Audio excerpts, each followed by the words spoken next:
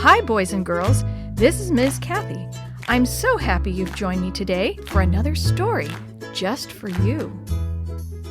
Just Like Frank by Dorris B. Colligan. During all of Ray Brown's 14 years, he had heard the same question.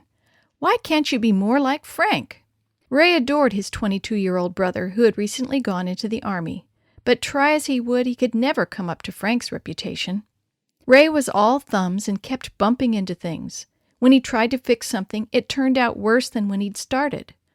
Oh, if you were only more like Frank, his exasperated parents would say. Ray wasn't outstanding in school. He always passed, but with no brilliant marks. He was a plugger, while things had always come easily to Frank.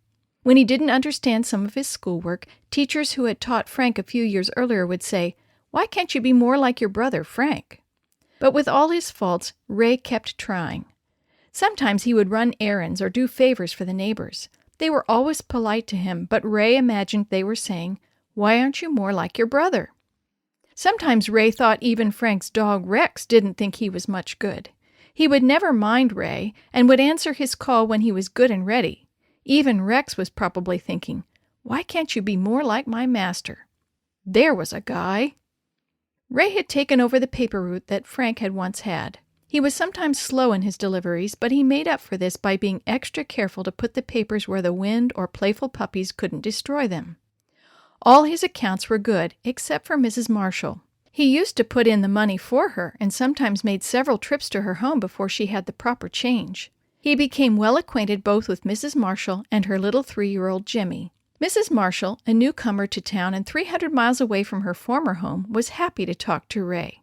Her husband was overseas with 3 more months in the military service before he could return. Also, Mrs. Marshall was one of the few people who hadn't known Frank, so she never compared Ray to his older brother. One day, Ray found Mrs. Marshall upset. She told him she needed to go to the hospital right away, for her second baby was due. Her mother couldn't arrive in town for several hours yet.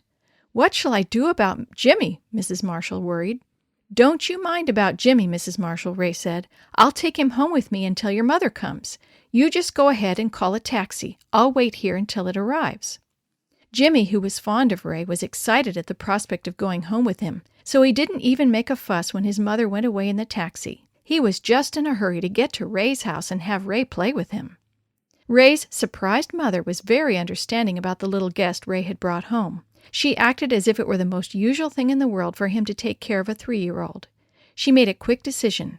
"I don't believe Mrs. Marshall should be alone at the hospital. If I stay with her until her mother arrives, do you think you could get supper for Dad and Jimmy?"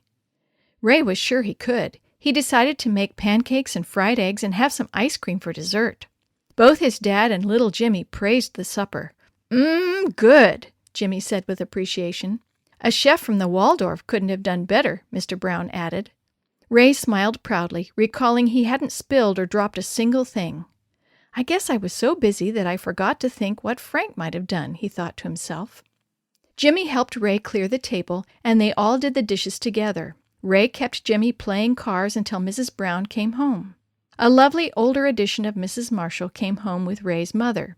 She was Mrs. Marshall's mother, Mrs. Graves. "So this is the young man who has been so helpful to my daughter," Mrs. Graves beamed. "My daughter wanted me to tell you she has a beautiful little sister for Jimmy. I'll take him off your hands now. I don't know what we would have done without you." Ray was really pleased with the unaccustomed praise. Maybe, he thought, I can find other things to do so folks won't keep comparing me to Frank. He decided he would begin right away by taking some of the profits from his newspaper route to send some flowers to Mrs. Marshall. He picked out a pretty dish garden to send her at the hospital. When Mrs. Brown learned about this, she said, "Why, son, what a thoughtful thing to do." "I kept thinking about her husband so far away and her being a stranger," Ray said. "I thought she wouldn't be getting many flowers." "You seem so grown up all of a sudden," Ray's mother said, giving him a big hug. "I'm trying to be just like Frank," Ray admitted. "Just keep on being like Ray," his mother replied with a smile.